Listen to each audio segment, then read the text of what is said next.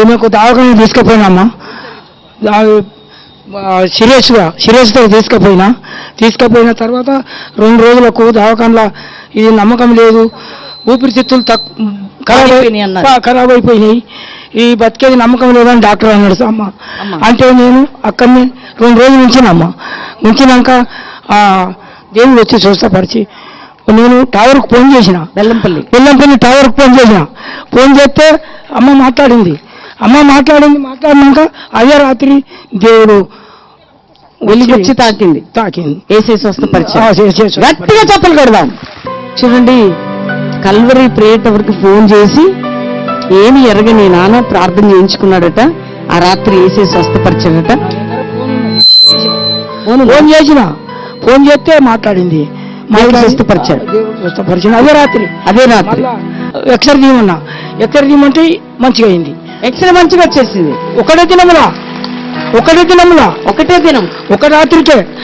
నేను tower phone చేయగానే అదే రాత్రి స్వస్థపరిచింది దేవుడు స్వస్థపరిచింది. ఒక్క రాత్రి ఎక్స్రే తారుమారు ఏసీ కనికరించింది. ఇక చూడండి, తెల్లగా అయింది. ఇది అది చూడండి, ఆయనే చూపిస్తున్నాడు.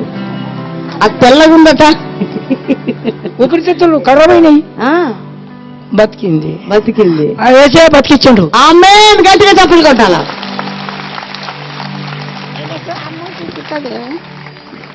అమ్మా, మమ్మీ నాడికి వందనాలు. అమ్మా తండ్రి నాయన యేసయ్య, మా మమ్మీ డాడీకి వెళ్ళి నేను బతికినా, నేను సరుసుకుని నడిపించుకున్నాడు. ఆయన పాదాలు నేను ఎడుగా మరవ తల్లి. చర్చలో 20 ఏళ్ళ నుంచి ఇప్పుడు నేను ఈమెకు వద్దంటే దేవుడు నన్ను మార్చిండు, నిన్ను మార్చేసిండు. ఈమెకు వద్దని నేను తిట్టినా, ఏంటికి పోతున్నాను పోకుమని తిట్టి 2 మాటలు బంద్ చేసిన. దేవుడు నన్ను స్వతపరిచాడు, నన్ను మార్చేసాడు. నేను ఇప్పుడు నాకు ఆదివారం డ్యూటీ మీదకి పని మీదకి పోయిందంటే ఇక్కడికే వస్తాం. Praise Lord. గట్టిగా చప్పట్లు కొట్టాలా. Praise lord. మమ్మీ మొన్న 15 years నుంచి తాగాడు. 1 years నుంచి తాగేవాడు. 1 week నుంచి తాగట్లేదు. ఎందుకు? ఎలా మారాడు? లాస్ట్ సండే ఆరాధనలో ఏకీభవించాను. లాస్ట్ సండే ఇక్కడికి వచ్చినప్పుడు ఏకీభవించావు. మీ అన్నకు ప్రార్థన చేశావు. Praise Lord. గట్టిగా చప్పట్లు కొడదాం. మరి మాకు పెళ్ళై 10 సంవత్సరాలు అయ్యే, మాకు పిల్లలు లేరు. అయితే 4వ నెల లాస్ట్ 10 తారీఖు అక్కడ నిల్చున్నా, డాడీ పిలిచుడు, మీకు 10 సంవత్సరాల పిల్లలు లేరు, మీరు స్టేజ్ పైకి రావాలి, మీలో ఉంది దయ్యాన్ని పీడిస్తుంది అని చెప్పారు. వస్తే పీడించడం అది విడుదల అయిపోయింది. మాకు ఇప్పుడు 4వ నెల ప్రెగ్నెంట్. నేను 10 years అట పిల్లలు లేరు. దైవ సేవకుడిలో నుండి పిలిచింది ఎవరు? నమ్మిన వారి వలన ఈ సూచక్రియలు జరుగుతాయి. యేసయ్య చేస్తాడు, చెయ్యబోతున్నాడు, ఆయన నామాన్ని మైపరుచుకోబోతున్నాడు. 10 years తర్వాత చూడండి, 10 సంవత్సరాల బిడ్డల కోసం ఎంత తప్పించుంటది, అవునా కదా? 10 years ఎంతోమంది బిడ్డలు ఎత్తుకుంటుంటే ఎంతో వేదన పడి ఉండొచ్చు. కానీ 10 years ఆమె కన్నీరు చూసి ఆరాధనలో ప్రభు పిలిచి హన్నాను దర్శించి గర్భాన్ని విడిచి ఇప్పుడు 4వ నెల గర్భవతిగా ఈ బిడ్డను ఆశీర్వదించిన ఆ ప్రభుకి మహిమ ఘనత ప్రభావములు కలుగును గాక. మా హస్బెండ్ మా పెళ్లికి ముందు నుంచి తాగేవాడు. మా పెళ్ళి 17 సంవత్సరాలు అయింది. నేను 2015లో ఇక్కడికి వచ్చినప్పుడు ఆ రోజు డాడీ చెప్పారు, ఎవరైతే త్రాగుబోతులు ఉన్నారో వారు లేచి నిల్చోమన్నప్పుడు తను లేచి నిల్చొని ఆయిల్ తాగిండు. ఇంకా అప్పటి నుంచి తను త్రాగు నుంచి విడుదల పొంది 15 సంవత్సరాల నుంచి 17 అట. విన్నారు కదా? ఇక్కడికి వచ్చి సహోదరి ప్రార్థనలు ఏకీభవించింది. అప్పటి నుంచి దేవుడు అద్భుతంగా త్రాగు నుంచి తన భర్తను విడిపించి సాక్షిగా నిలబెట్టిన యేసయ్యకి అందరం చప్పట్లు కొడదాం. నేను 5 months నుంచి థైరాయిడ్ నుంచి బాధపడుతున్నాను. పాస్టర్ గారు మీరు ప్రార్థన చేసినప్పుడు నేను మళ్ళీ టెస్ట్ చేయించుకున్నాను. 13% ఉన్నది, 3% కి నార్మల్. ఎప్పుడు ప్రేర్ చేశారు? 1 month బ్యాక్. ఎంతకాలం అమ్మా? 5 months నుంచి. 5 months థైరాయిడ్ ఫ్రీ అయిపోయింది, నార్మల్ అయిపోయింది. ఎవరు నేను స్వస్థపరిచి? యేసయ్య. గట్టిగా చప్పట్లు కొడదాం. నా పేరు మల్లికార్జును, నేను ఆటో నడిపిస్తున్నా. నాకు బ్లడ్ వస్తుండే పొద్దుగల. ఎప్పటి నుంచి బ్లడ్ వస్తుండే? ఒక 7-8 సంవత్సరాల నుంచి నోట్ల నుంచి బ్లడ్ వస్తుంది. ఏం జరిగింది స్వస్థత? మొన్న ప్రేయర్ చేసుకున్నాము ఆదివారము. ఇక్కడికి వచ్చి ఇక్కడ చేయబెట్టుకుని ఆ హీలింగ్ సర్వీస్ లో ఏకీభవించాం. ప్రభు స్వస్థపరిచి ఇప్పుడు ఏం లేదు. గట్టిగా చెప్పకూడదు.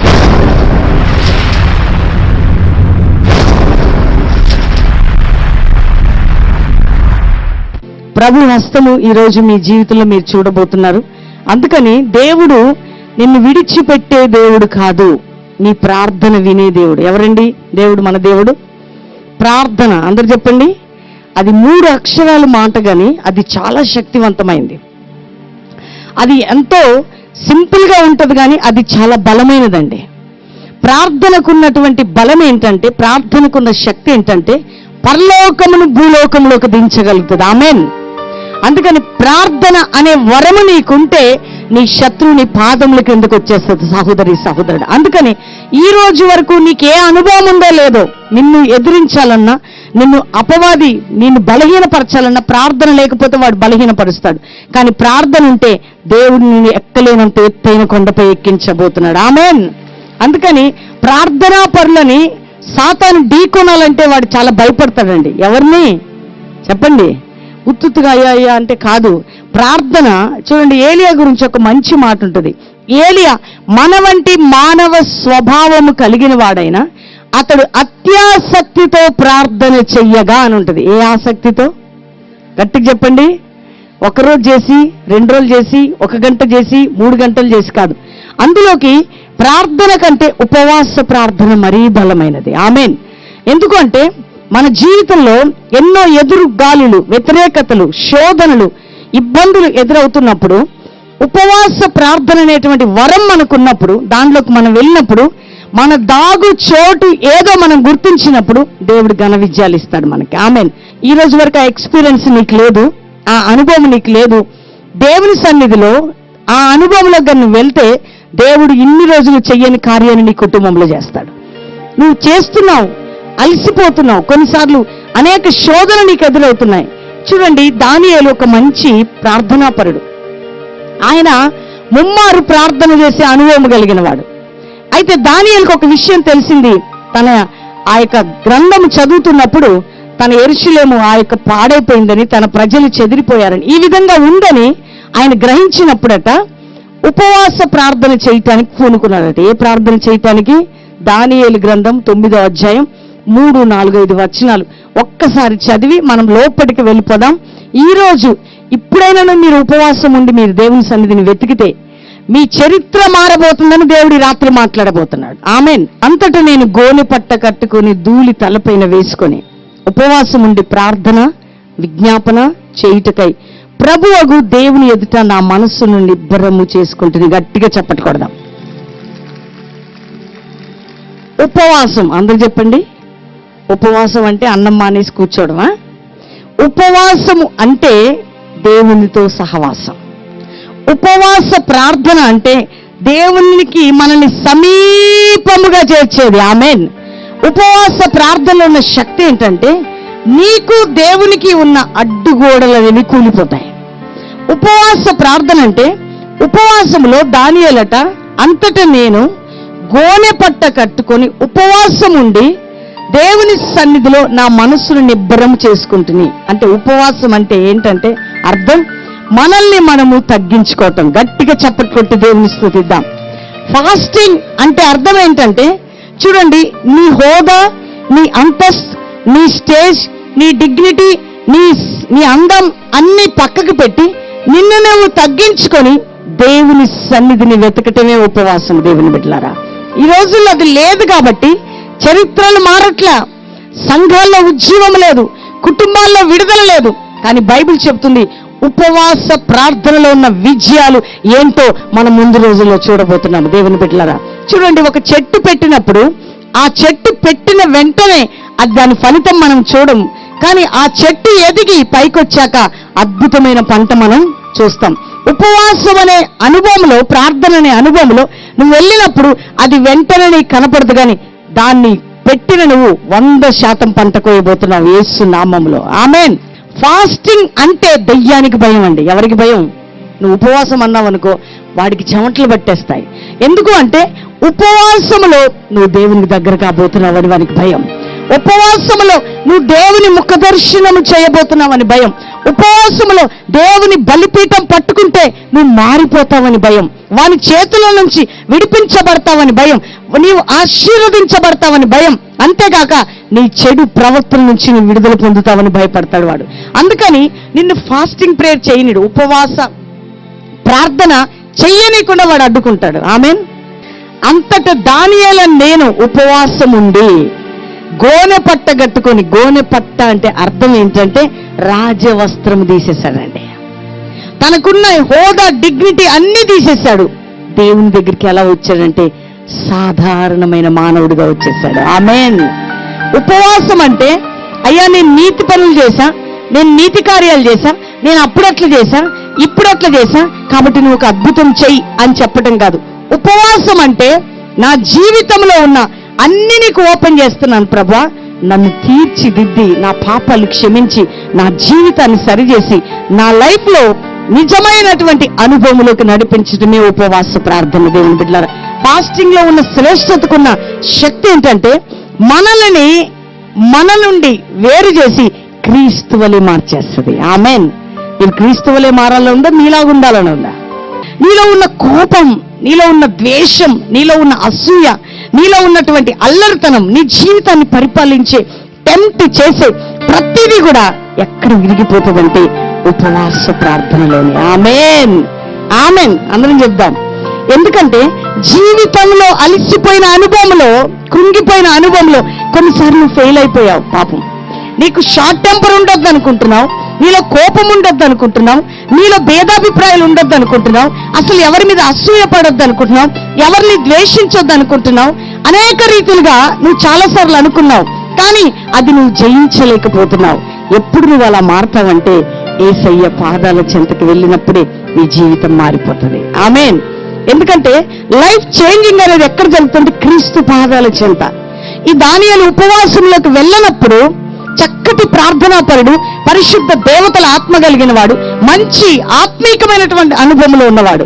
కానీ ఉపవాసంలోకి వెళ్ళి ప్రార్థనలో ఉన్నప్పుడు అంటున్నాడు, తన్ను తాను తగ్గించుకొని దేవుని వెతుకుతూ, అయ్యా మేము చాలా ద్రోహం చేశాం, నీ ఒక్కడివి పరిశుద్ధుడు అని ప్రార్థన చేస్తున్నాడండి. ఆమేన్. దేవుని దగ్గరికి వెళ్ళినప్పుడు దేవుని పరిశుద్ధతలో మన రహస్య పాపాలు బట్టబయలవుతాయి. ఆమేన్. దేవుని సన్నిధిలో కూర్చున్నప్పుడు నువ్వు జీరో, ఆయన హీరో అని అర్థమవుతుంది. ఆమేన్. అర్థమవుతుంది మీ అందరికీ. నువ్వు అప్పటి వరకు వెళ్ళినప్పుడు నేను ఉపవాసంలో సాధిస్తా, ప్రార్థనలో సాధిస్తా, ఏదైనా చేస్తానని వెళ్తావు. కానీ ఉపవాస ప్రార్థనలోకి వెళ్ళాక నువ్వు ప్రభువుని ఇట్లా చూసినప్పుడు యేసయ్య అంటాడు, నువ్వు మారలేదు నాన్న, నిన్ను నువ్వు తగ్గించుకొని నువ్వు మారితే నీ దర్శనం మారిపోద్దంటాడు ఆయన. చూడండి, చాలా మంది జీవితాల్లో శత్రుత్వం ఉంటుంది, చాలా మంది జీవితంలో కోపం ఉంటుంది, చాలా మంది జీవితాల్లో ఓవర్కమ్ చేయలేనివి ఎన్నో మన జీవితంలో ఉంటాయి. కొన్నిసార్లు అనుకుంటాం, ఏదో మన ఎదురుగా ఎవరైనా వచ్చారనుకో, అసలు వాళ్ళతో మాట్లాడొద్దు, వాళ్ళని చూడొద్దు అనిపిస్తుంది. ఈ టెంప్టేషన్స్ అన్ని నీ జీవితంలో ఉండే, నువ్వు ప్రార్థనలో ఉంటున్నావు, బైబిల్ చదువుతున్నావు, దేవుని సన్నిధికి వెళ్తున్నావు, నేను రైట్ వేలో వెళ్తున్నాను అనుకుంటున్నావు. కానీ ఉపవాసంలోకి వెళ్ళాక నువ్వు ఎక్కడ తప్పిపోయావు, దేవుడు నీతో మాట్లాడబోతున్నాడు. ఆమేన్. గ్యాప్ ఫిల్అప్ చేసేది ఏంటంటే ఉపవాసం. అర్థమవుతుందా? మానవునికి దేవునికి ఉన్న ఆ మధ్యంలో ఉన్నటువంటి ఆ గ్యాప్ ని మళ్ళీ క్లోజ్ చేసేది ఏంటంటే ఉపవాస ప్రార్థన. ఆమేన్. ఎప్పుడైతే నువ్వు ఉపవాస ప్రార్థనలోకి వెళ్తావో దేవునితో నువ్వు కలిసిపోతావు. కోపంతో కొన్నిసార్లు నా భర్త రావాలా, నా కుటుంబం కట్టబడాలా, నా జీవితం బాగుపడాలా అని ప్రార్థనలోకి వెళ్తావు. కానీ ఫాస్టింగ్ ప్రేయర్లోకి వెళ్ళాక నువ్వేమైతావంటే మైనం కరిగిపోయినట్టు కరిగిపోతావు. నీ మనస్సు మెత్తగా అయిపోతుంటది, నీ హృదయం కరిగిపోతుంటది. ఇక్కడ దానియేలు కరిగిపోతున్నాడండి. దేవుని సన్నిధిలోకి వెళ్ళి కరిగిపోయి అంటున్నాడు, అయ్యా మేము చాలా దౌర్భాగ్యులం, మేము చాలా పాపం చేశాం, చాలా పొరపాట్లు చేశాం, మేము ఎందుకు పనికిరాని వారం, మా జీవితంలో ఈ శ్రమ బాధ కరెక్ట్గా పెట్టావు, కానీ నువ్వు కృప కనికరం కలిగిన దేవుడు అని నీ పాదాల చెంతకొచ్చామంటున్నాడండి. ఉపవాసం అంటే ఏంటో తెలుసా నాన్న? నీలో స్వయం చనిపోవాలా, నీలో అహం చనిపోవాలా, నీలో పాపం చనిపోవాలా, నీలో క్రీస్తు బయటికి రావాలా. అంత ఈజీగా రాదది, ఒక్కరోజు 2 రోజుల్లో రాదు. ప్రార్థనలోకి వెళ్ళి ఉపవాసంలోకి వెళ్ళినప్పుడు నీ బాహ్య శరీరం కృషిస్తుంటది, కానీ నీ అంతరంగ పురుషుడు క్రీస్తు బలాన్ని పొందుకోబోతున్నాడు యేసు నామములో. ఈ శరీరం తిండి పెట్టి పెంచుతున్నారేమో కానీ నీ అంతరంగ పురుషుణ్ణి దేవుని యొక్క శక్తి కలిగిన మాటలతో అభిషేకంతో పెంచండి దేవుని బిడ్డలారా. అప్పుడు మీ జీవితాల్లో దేవుడి దర్శనం అనేది నెరవేర్చబడుతుంది. ఎందుకంటే దానియేలుకి అంత్య దినముల యొక్క ప్రత్యక్షత దొరకటానికి కారణం, నేను ప్రార్థనా వీరుణ్ణి, నేను నీతిపరుణ్ణి, నేను గొప్పవాణ్ణి, నేను మంచి చేస్తానని వెళ్ళలే దానియేలు వెళ్ళి దేవుని అడిగేది ఏంటంటే, అల్పుడునైన, పాపులమైన, దౌర్భాగ్యులమైన, దుర్మార్గులమైన మా ప్రార్థన వినయ్యా, మమ్మల్ని క్షమించయ్యా. ఉపవాసం అంటే క్షమాపణ అడగడం. ఒకటి తగ్గించుకోవటం, రెండోది క్షమాపణ అడగటం. ఆమెన్. ఒకటి తగ్గించుకోవటం. నీ స్టేటస్ పక్కకు పెట్టినానా? నువ్వు సాఫ్ట్వేర్ అయినా, హార్డ్వేర్ అయినా, సైంటిస్ట్ అయినా, డాక్టర్ అయినా, యాక్టర్ అయినా, నీకెన్నున్నా ఆ హోదాలన్నీ నీ ఉద్యోగంలో నువ్వు క్రీస్తు దగ్గరికి వచ్చాక నువ్వు పాపుల్లో ప్రధాన పాపిగా నువ్వు తగ్గించుకోవటమే ఉపవాస ప్రార్థన. ఆమేన్. ఎందుకంటే గర్వాంధులం అయిపోతున్నాం ఈ రోజుల్లో. మనకున్న కార్లు, మనకున్న స్టేటస్, మనకున్న బిల్డింగ్స్, మనకున్నవన్నీ అవన్నీ మనల్ని ఏం చేస్తున్నాయంటే ఒక హోదాలోకి తీసుకెళ్తున్నాయి. కానీ క్రీస్తు దగ్గరికి రాగానే మనం ఇట్లా అయిపోతాం. ఎప్పుడైతే మనం వంగుతామో, మనం తగ్గించుకుంటామో, మనం దీనులం అవుతామో, దీనులని పైకెక్కించే దేవుడు ఆయన. ఉపవాస ప్రార్థన అంటే నెంబర్ 1 నువ్వు తగ్గించుకోవటం. నెంబర్ 2 క్షమాపణ దేవుని యొద్ద నుండి సంపాదించడం. ఏం సంపాదించడం అండి? క్షమాపణ. ఫాస్టింగ్ లో మనకు దొరికే భిక్ష ఏంటో తెలుసా? క్షమాపణ. ఆమేన్. క్షమించబడ్డం మనం నేర్చుకుంటాం. దేవుడు మనల్ని క్షమించి మన జీవితాన్ని సరిచేయడం మనం అనుభవిస్తాం. కొన్నిసార్లు అనుకుంటాం, ఏం పొరపాట్లు ఉన్నాయి నాలో, నేను కరెక్టే ఉన్నాను కదా అనుకుంటాం. నా భార్యనే పొరపాటు, లేదు నా భర్తదే తప్పు, లేదు నా బిజినెస్ లో వాళ్ళ తప్పు, లేకపోతే వీరి తప్పు అని తప్పును వేలెత్తి చూపుతాం. కానీ దేవుని సన్నిధికి వెళ్ళాక తప్పు మనమే తీసుకుంటాం. ఆమేన్. అది ఉపవాస ప్రార్థనలో ఉన్న విజయం అండి. అయ్యా నేనే తప్పు చేశా, దానియేలు అంటున్నాడు, నేనును నా పితరులము పొరపాటు చేశామయ్యా, అందుకే మాకు శిక్ష కరెక్ట్. అయితే నువ్వు క్షమించగలిగిన దేవుడు అని నీ దగ్గరికి వచ్చాం. ఉపవాసం అంటే ఏంటో తెలుసండి? క్షమించగలిగే దేవుని వద్దకు వెళ్ళటం. ఆమేన్. అర్థమైంది దేవుని బిడ్డలారా? క్షమాపణ ఏం చేస్తుంది తెలుసా? నువ్వు కోల్పోయిన దానికంటే రెట్టింపు తీసుకొస్తుంది. ఫాస్టింగ్ పీరియడ్ చూడండి, నేను ఎప్పుడు చెప్తుంటా, ఒక వెహికల్ కి సర్వీసింగ్ చేపిస్తాం, సెల్ ఫోన్ కి ఛార్జింగ్ పెడుతుంటాం, నీ చేతిలో ఉన్న వాషింగ్ మిషన్ అయినా, నీ ఇంట్లో ఉన్న కార్ అయినా, దేనికైనా ఉంటది. కానీ వ్యక్తికి సర్వీసింగ్ ఏంటో తెలుసండి? ఉపవాస ప్రార్థన. ఆమేన్. ఈ హృదయము చాలా చెడిపోతా ఉంటది. అన్ని ఈ మనసులో, ఈ మైండ్ లో నెగిటివ్ మాటలు, వీళ్ళట్లా, వాళ్ళిట్లా, ఈ సేవ అట్లా, ఆ సంఘం అట్లా, ఈ సేవకుడు ఇట్లా, ఆ బిలీవర్ అట్లా, అది ఇట్లా అని అనకుండా నువ్వు ఎట్లా నువ్వు చూసుకుంటావు. దేవునికి స్తోత్రం. నీవు సరి కావడానికి, నువ్వు క్షమించబడ్డానికి, నిన్ను తగ్గించుకోవటానికి, నీ జీవితంలో నూతన అనుభవం రావడానికి ఉపవాస ప్రార్థన అనే అనుభవం నీకు కావాలి.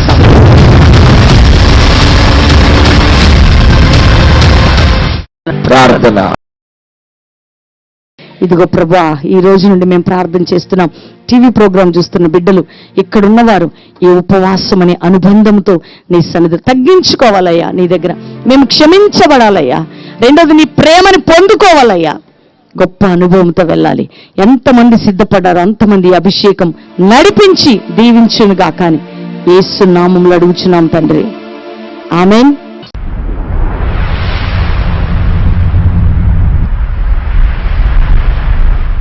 4 సంవత్సరాలు అయింది మాకు మ్యారేజ్ అయ్యి, పిల్లలు లేదు. అవును మేడం. ఇక్కడికి వచ్చి స్పాన్సర్ ల్యాండ్ కి స్పాన్సర్ చేస్తా ఉన్నప్పుడు, ప్రామిస్ ల్యాండ్ కి స్పాన్సర్ చేశావు. అవును మేడం. ఏమైంది?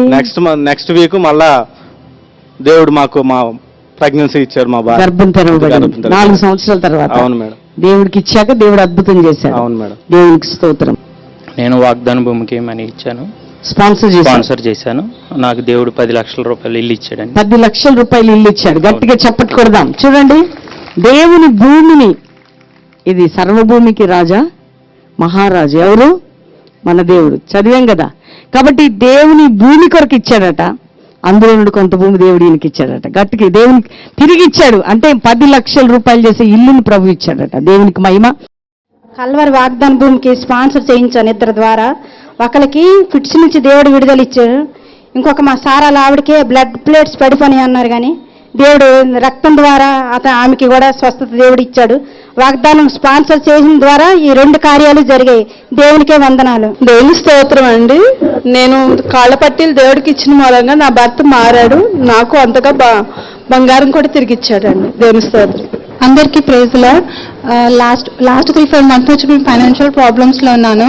లాస్ట్ వీక్ నేను వచ్చినప్పుడు కల్వరి లాన్కి ట్రాన్స్ఫర్ చేశాను. సో లాస్ట్ వీక్ నుంచి నన్ను దేవుడు బ్లెస్ చేసి ఆర్థిక సహాయం నుంచి నేను విడుదల చేశాడు. మమ్మీ, నేను పోయిన వారం సండే రోజు ఇక్కడికి వచ్చినప్పుడు వాగ్దాన భూమికి నేను ఎప్పటి నుంచో ఇవ్వాలి అనుకుంటున్నాను. నేను జాబ్ చేస్తున్నాను అయినా కానీ ఎప్పుడు ఇవ్వలేకపోతున్నాను. ఇంట్లో ఎన్నో సమస్యలు, అసలు ఇద్దామన్నప్పుడల్లా ఏదో ఒక సమస్య మాకు ఎదురవుతుంది.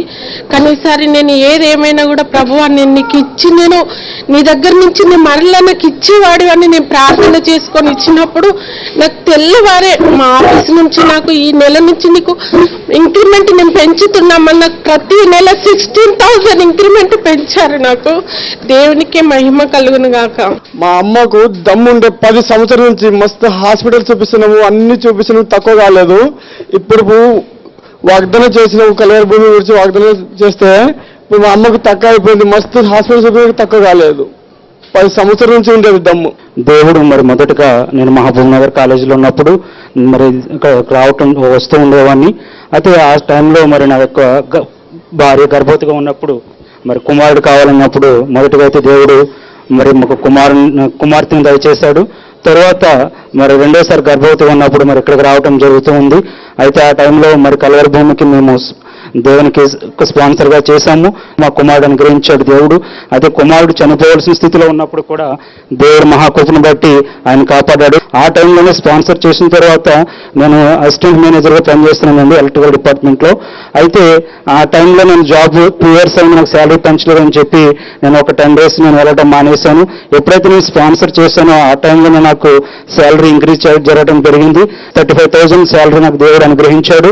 లాస్ట్ మంత్ నేను ప్రామిస్ ల్యాండ్కి ఒక సమ్ అమౌంట్ ఇచ్చాను. అయితే ఈ మంత్ దేవుడు ఒక మంచి జాబ్ ఇచ్చాడు. ఇంకోటి ఏంటంటే మా ఫ్రెండ్కి ఫ్యామిలీ ప్రాబ్లం ఉండే, తో వాళ్ళ కోర్ట్ కేసు కూడా నడుస్తుండే. అయితే నేను దానికోసం కూడా ప్రామిస్ ల్యాండ్ కొంచెం అమౌంట్ ఇచ్చాను. వాళ్ళ ఫ్యామిలీ మిస్అండర్స్టాండింగ్ అంతా వెళ్ళిపోయింది.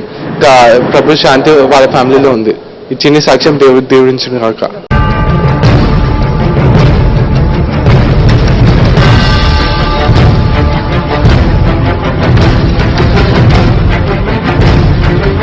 ప్రతిరోజు ఒక అద్భుతంగా జరగాలయ్యా. ప్రతి క్షణం ఒక అద్భుతంగా జరగాలి. ప్రతి గడి ఒక అద్భుతంగా జరగాలి. ప్రతి నిత్యం ఒక అద్భుతంగా జరగాల.